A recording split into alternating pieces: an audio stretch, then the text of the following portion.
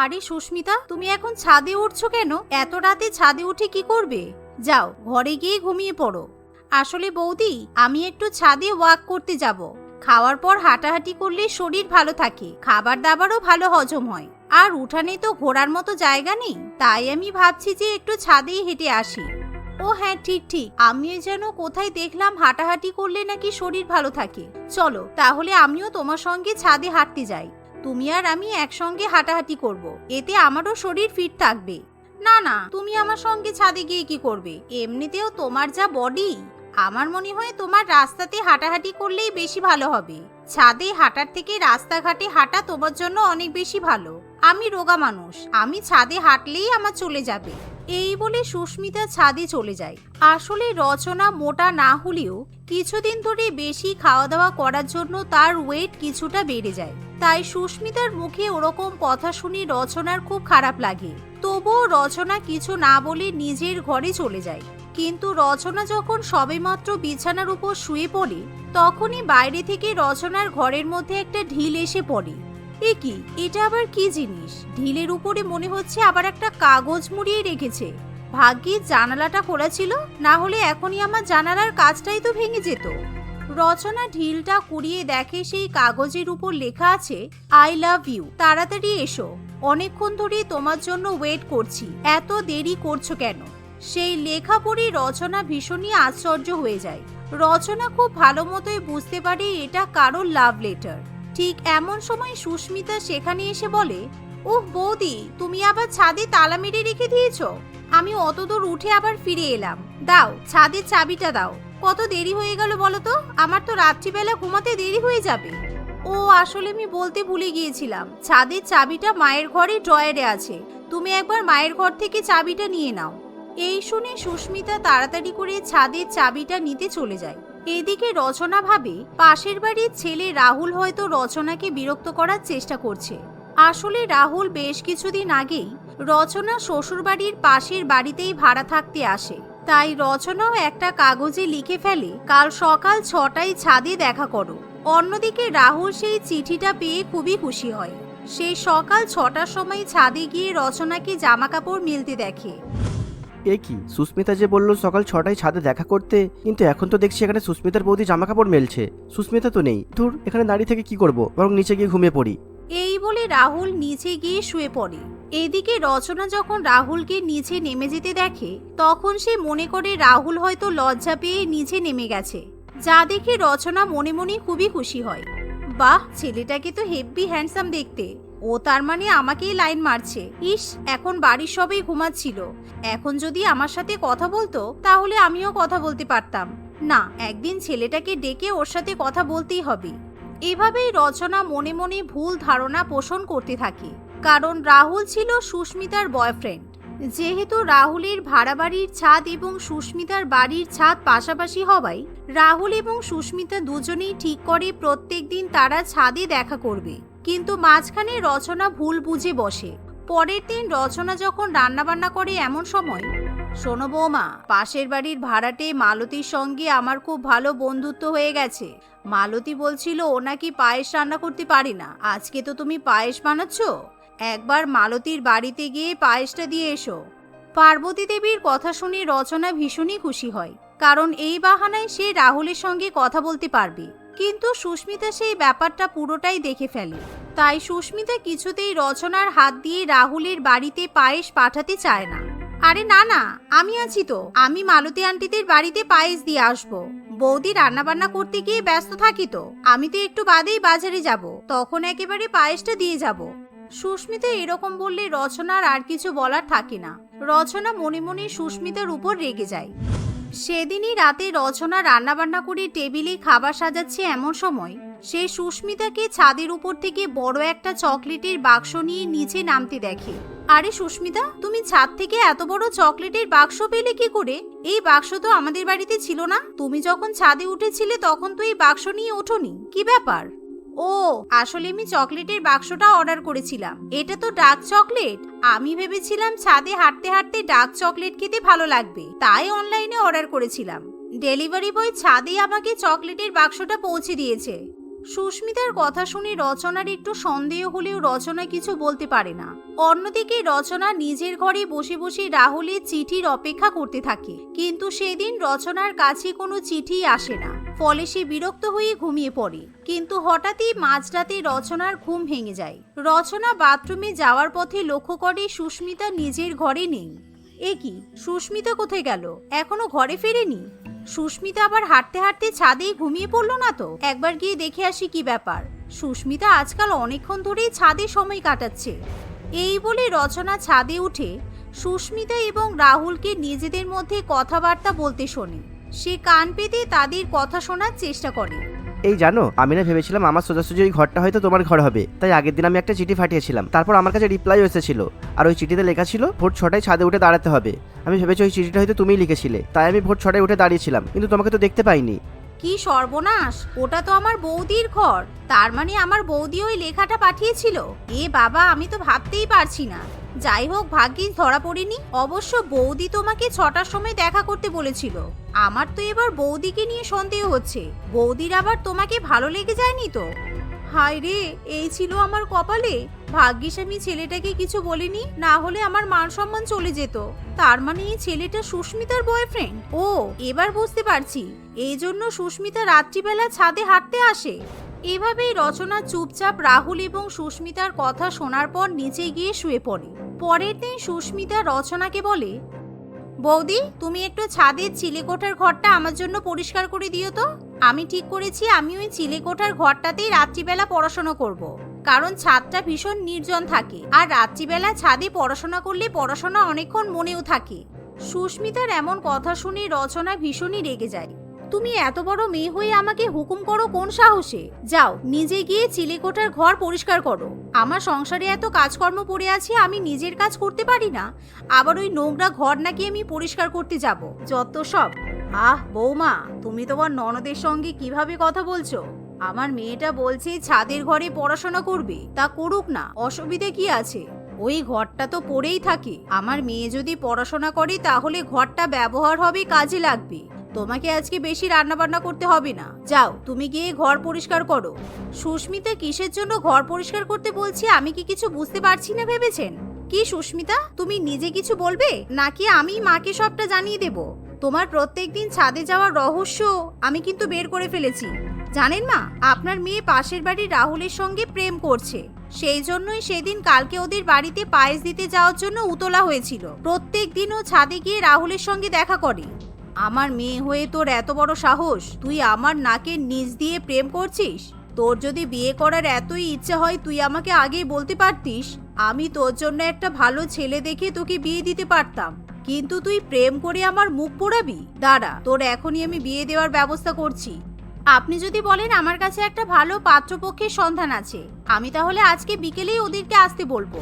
আসলে পার্বতী দেবী মোটেই love marriage পছন্দ করতো না, তাই সুস্মিতার সম্পর্কের ব্যাপারে শোনার পর সে ভীষণই রেগে যায়। পার্বতী দেবী সেদিন তার মেয়েকে ভীষণ বকাবকি করে।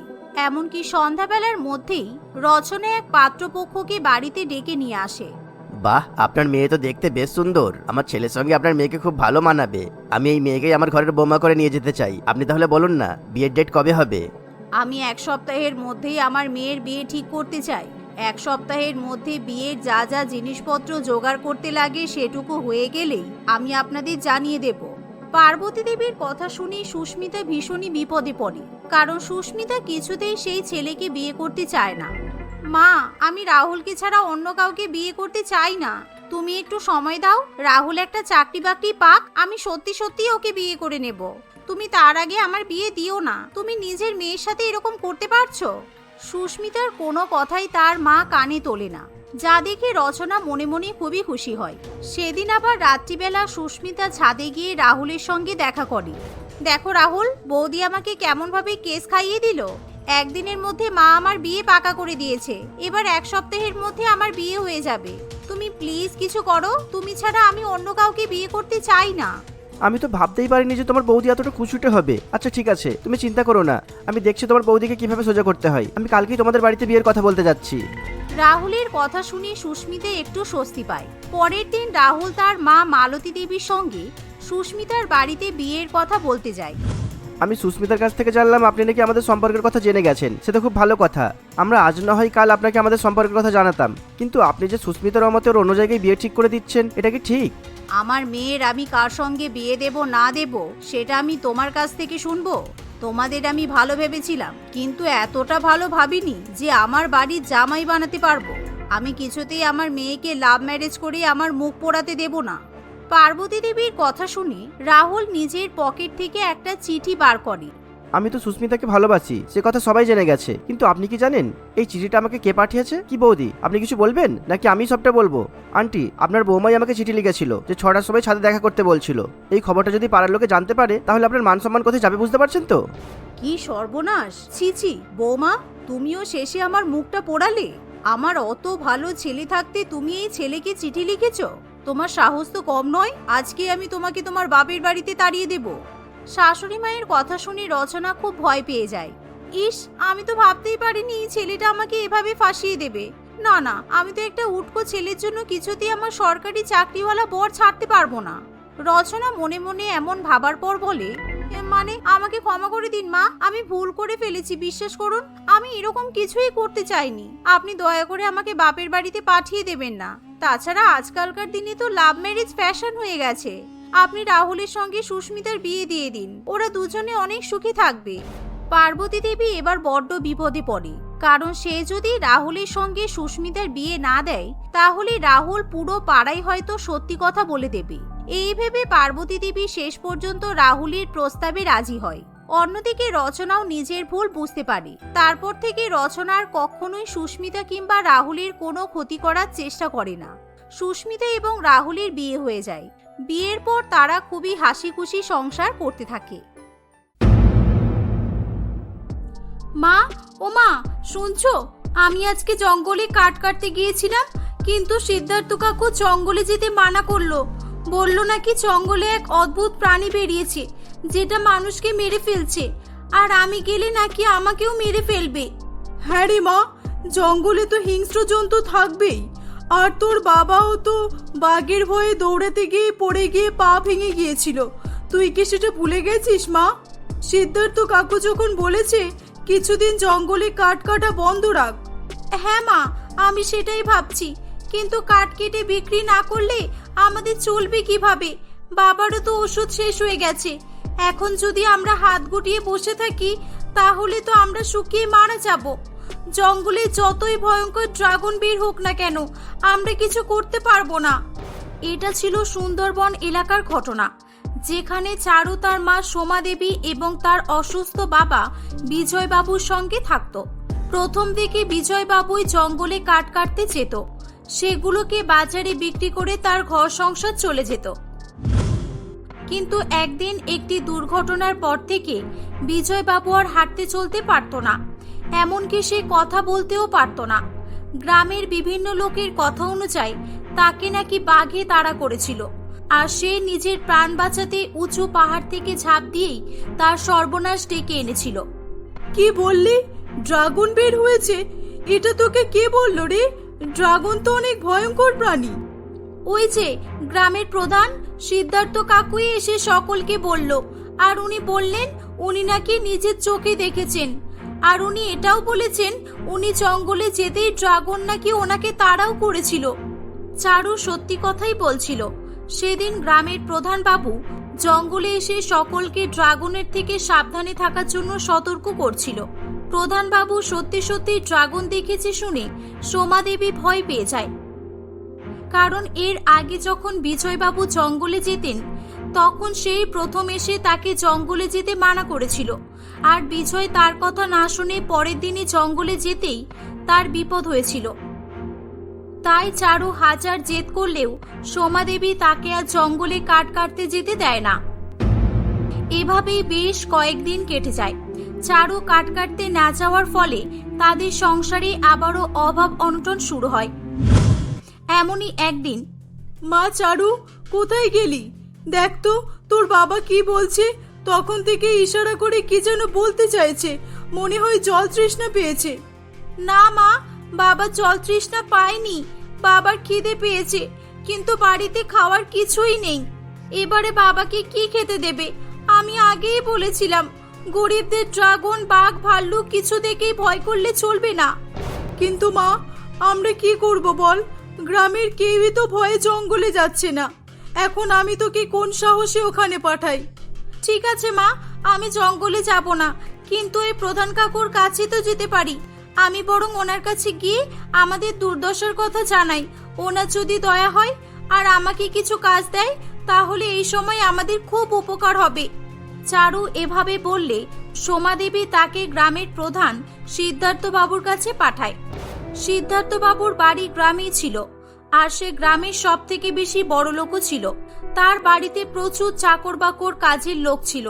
চারু এই ধরনেরই কোনো কাজের আশায় সেখানে গিয়েছিল, কিন্তু সেখানে গিয়ে সে প্রধানবাবুকে ডাকতে যাবে কি, তখন সে দেখে প্রধানবাবু কারোর সঙ্গে ফোনে কথা বলছে, আর তাই সে কিছু না বলে দরজার পিছনে চুপ করে দাঁড়িয়ে পড়ে। না না, এত কম দামে আমি ড্রাগন ফ্রুট দিতে পারবো না। ড্রাগন ফ্রুট শহরের কোথাও পাওয়া যায় না, একমাত্র আমিই সাপ্লাই করে থাকি। আর জঙ্গল থেকে জোগাড় করতে আমায় অনেক কাঠখড় পোড়াতে হয়, তাই আমার 4 লক্ষ টাকাই লাগবে। আপনি নিতে পারলে নিন, আর নয়তো ছেড়ে দিন। কি? ড্রাগন ফ্রুটটা আবার কি? জঙ্গলে যদি ড্রাগন বের হয়, তাহলে প্রধান সাহেব ড্রাগন ফ্রুটের কথা বলছে কেন? আর ড্রাগন ফ্রুটের এত দাম? না না, আমাকে পুরো ব্যাপারটা জানতে হবে। প্রধান সাহেবের কথা শুনে চারু পুরো ব্যাপারটাই বুঝতে পারে এবং সে সত্যতা যাচাই করার চেষ্টা করে। যেদিন প্রধান সাহেব শহরে ড্রাগন ফ্রুট সাপ্লাই করতে যাচ্ছিল, সেদিন তার গাড়ির পিছন করে লুকিয়ে লুকিয়ে সে শহরে যায়। সেখানে গিয়ে সে সত্যি সত্যি প্রধান সাহেবকে ড্রাগন ফ্রুটের সাপ্লাই দিয়ে মোটা টাকা ইনকাম করতে দেখে। আচ্ছা, এটার নাম তাহলে ড্রাগন ফ্রুট। এই ফলের গাছ তো জঙ্গলে অনেক আছে, আমি এই ফলটাও দেখেছি, কিন্তু এটা খাওয়া যায় আর এটার এত দাম, তা আমি কি করে জানবো? এবার বুঝলাম, ড্রাগনের ভয় দেখিয়ে জঙ্গল থেকে ড্রাগন ফ্রুট চুরি করে ব্যবসা করা হচ্ছে, সাধারণ মানুষকে ঠকানো হচ্ছে। চারুর মন থেকে ড্রাগনের ভয় কেটে যায় এবং সে পরের দিনই জঙ্গলে কাঠ কাটার উদ্দেশ্যে বেরিয়ে পড়ে। কিরে চারু, তুই কুঠার নিয়ে কোথায় যাচ্ছিস? কোথাও কোনো কাজ পেলি নাকি? আমাদেরকেও বল না, আমরাও তাহলে যাব। যেই থেকে প্রধান সাহেব জঙ্গলে যেতে বারণ করেছে, সেই থেকেই বসে আছি। বাড়িতে খাবার শেষ হয়ে এসেছে, এখন কোনো কাজ না পেলে কি হবে কি জানি। আমি কি এতে সত্যিটা বলবো? না বাবা, বলেও কি হবে? কেউ তো বিশ্বাস করবে না, বরং শুধু শুধু প্রচার করবে। ভালো প্রমাণ না পাওয়া পর্যন্ত বরং চেপেই রাখি। হ্যাঁ কাকি, নিশ্চয়ই বলবো। আসলে ছোট কাজ পেয়েছি, একজনের বাড়ির গাছ কাটতে হবে, তাই যাচ্ছি। বড় কোনো কাজ পেলে অবশ্যই বলবো। এই বলে চারু সেখান থেকে চলে যায়। এমনকি সে তখনও পর্যন্ত প্রধান সাহেবের সত্যিটা অন্যজনকে তো দূরের কথা, তার মাকেও বলেনি। চারু জঙ্গলে কাঠ কাটতে চলে যায়। সে বেলা শেষে প্রচুর কাঠ কেটে নিয়ে বাড়িতে ফিরে আসে। এভাবেই কাউকে কিছু না জানিয়ে 2-1 দিন ছাড়াই চারু জঙ্গলে যেতে থাকে এবং সেখান থেকে অনেক অনেক কাঠ কেটে আনতে থাকে। এমনই একদিন, মেয়েটা তো ভারী মিথ্যুক। আমি অত করে বললাম যে একটা কাজ খুঁজে দিতে, আমাকে বলল একটা মাত্রই গাছ কাটতে যাচ্ছি, আর এখন দেখছি প্রতিদিনই কাজ করে আসছে আর সঙ্গে করে অনেক কাঠও নিয়ে আসছে। না, এ কোথায় কাজ করে আমাকে জানতে হবে, প্রয়োজনে কম মজুরিতে আমি ওখানে কাজ করে আসব। এভাবেই মহিলাটি মনস্থির করে সেদিন চারুর পিছন করতে শুরু করে। পিছন পিছন কিছুটা গিয়ে সে দেখে চারু জঙ্গলের মধ্যে ঢুকছে। এটা দেখে মহিলাটি খুব ভয় পেয়ে যায়। ওরে বাবারে, এই চারুর কি সাহস! জঙ্গলে ড্রাগন বেরিয়েছে জেনেও জঙ্গলের মধ্যে কাঠ কাটতে ঢুকছে। আমার তো শুনে কেমন হচ্ছে। না বাবা না, আমি মরতে চাই না। 2 দিন শুকিয়ে থাকবো সে ঠিক আছে, আমি এখান থেকে পালিয়ে যাই বাবা। আরে দিদি, তুমি এভাবে দৌড়াচ্ছ কেন? তুমি কি ড্রাগন দেখলে নাকি? না না, ড্রাগন নয়, মেয়েটার সাহস থেকে পালাচ্ছি। আচ্ছা, তুমি জেনে শুনেও মরতে যাবে বলো? আগেই তো ওই মেয়েটার বাবার সঙ্গে একই ঘটনা ঘটেছে, এখনো ওর ভয় হয়নি। আমি ওই চারুর কথা বলছি গো দিদি। গ্রামের মেয়েগুলি এভাবেই সেদিন চারুর বিষয়ে আলোচনা করছিল। এক এক করে সকলেই চারুর জঙ্গলে যাওয়ার ঘটনা জেনে যায়। এমনই একদিন চারু জঙ্গলে কাঠ কাটতে গিয়েছিল। তখন তার গ্রামের প্রধান বাবুর সঙ্গে দেখা হয়। ও, তাহলে সকলে ঠিকই বলছিল, তুমি তাহলে ড্রাগনের ভয় পাওনি। তোমার সামনে এলেই তবেই ভয় পাবে, তাই তো? আমি তোমার এখানে আসার খবর পেয়েই এসেছি, কেননা আমার দায়িত্ব, আমি গ্রামের প্রধান, সকলের দেখাশোনা করা আমার কর্তব্য। হ্যাঁ প্রধান কাকু, আমিও জানি, কিন্তু বাড়িতে খাওয়ার কিছু ছিল না, তাই পেটের দায়ে কাট কাটতে এসেছি। না হলে কে ড্রাগনের হাতে মরতে যাবে বলো? ও এই ব্যাপার, তাহলে তুমি এক কাজ করো, তুমি কাল আমার বাড়িতে এসো, আমি তোমায় কাজ দেব। শুধু শুধু জঙ্গলে এসে প্রাণের রিস্ক কেন নিতে যাবে? এই তো আসল কথাই এলো, এবার কালকে ওখানে গিয়েই কথা হবে। আসলে চারু সবকিছু জেনে শুনেই চুপচাপ ছিল, কারণ সে জানতো কোনো প্রমাণ ছাড়া প্রধানবাবুকে দোষারোপ করা মানে মূর্খমির কাজ করা। তাই চারু প্রধানবাবুর কথা অনুযায়ী পরের দিন তাদের বাড়িতে যায়। তাকে দেখে প্রধানবাবু বলে, আরে চারু যে, এসো এসো, এই তো তুমি আমার কথা শুনে বুদ্ধিমতির মতো কাজ করলে, আমি অনেক খুশি হলাম। আর তাই তোমার প্রাণের কোনো আশঙ্কাও রইল না। কিন্তু তোমার বাবা সেদিন আমার কথা শোনেনি, তাই দেখো না আজও ওনার কি দশা। হ্যাঁ সিদ্ধার্থ কাকু, সেটাই তো ব্যাপার। আমি আপনার কথা না শুনলে হয়তো ড্রাগনের থেকে আপনি বেশি হিংস্র হয়ে যেতেন, আর আপনার ড্রাগন ফ্রুট ব্যবসার কথা সকলেই জেনে যেত। এই মেয়ে, কি বলছো তুমি? হিংস্র আমি, ড্রাগন ফ্রুট মানে? তুমি কি বলতে চাইছো? এই যে আপনি শহরে ড্রাগন ফ্রুট পাচার করেন, আর সেই জন্যই লোককে ভয় দেখিয়ে জঙ্গলে ঢুকতে মানা করেছেন। আপনি শহরের কোন জায়গায় কাকে বিক্রি করেন সেটাও আমি জানি। আর যেদিন আপনি আমাকে জঙ্গলে দেখতে পেলেন, সেদিনও আপনি ড্রাগন ফ্রুট তুলতেই গিয়েছিলেন। আমাকে দেখে আপনি কথা ঘুরিয়ে দিয়েছিলেন, তাই তো? চারুর কথা শুনে প্রধানবাবু একেবারে অবাক হয়ে যায়। সে বুঝতে পারে যে চারু তার বিষয়ে সবকিছুই জেনে গেছে, তাই সে আর কিছু না লুকিয়ে রেগে গিয়ে বলে, হ্যাঁ করি, আরো বেশি বেশি করে করব, এটাই আমার বিজনেস। আমার বিজনেসের মাঝে যে এসেছে আমি তাকেই শেষ করে দিয়েছি। আর শোন, কয়েক বছর আগে তোর বাবাও জানতে পেরে গিয়েছিল, আর আমি তাকেও শেষ করে দিয়েছি। কি করেছিলে আমার বাবার সঙ্গে? বলো বলো আমাকে। তোর বাবাকে আমি পাহাড় থেকে ফেলে মেরে দেওয়ার চেষ্টা করেছিলাম, কিন্তু ওর ভাগ্য ভালো যে ও বেঁচে গিয়েছিল। আর যাতে না বলে দিতে পারে, আমি হসপিটালে গিয়ে ডাক্তারকে বলে ওর কথা বলাই বন্ধ করে দিয়েছিলাম। আর আজ তোর পালা, দেখ তোর সঙ্গে কি করি। এই বলে প্রধানবাবু একটি ধারালো ছুরি নিয়ে তার দিকে এগিয়ে যেতে থাকে। ঠিক তখনই কয়েকটি পুলিশ সেখানে চলে আসে। তারা সঙ্গে সঙ্গে আসামিকে ধরে নেয়। আসলে চারু সেদিন পুলিশে খবর দিয়ে পরিকল্পনা করেই এসেছিল, আর সে প্রথম থেকেই জানতো এরকমই কিছু একটা হবে। পুলিশ তাকে ধরে নিয়ে চলে যায় এবং তার কারাদণ্ড হয়। এদিকে ওই জঙ্গলে মূল্যবান ড্রাগন ফ্রুট উৎপাদন হওয়ায় সরকারি আওতায় জঙ্গলটিকে নিয়ে নেওয়া হয় এবং চারুর সাহসিকতা এবং বুদ্ধিমত্তার জন্য তাকে জঙ্গলে দেখাশোনার জন্য একটি কাজও দেওয়া হয়। চারুর পরিবারে আর কোনো অভাব থাকে না, তারা হাসি খুশি বসবাস করতে থাকে।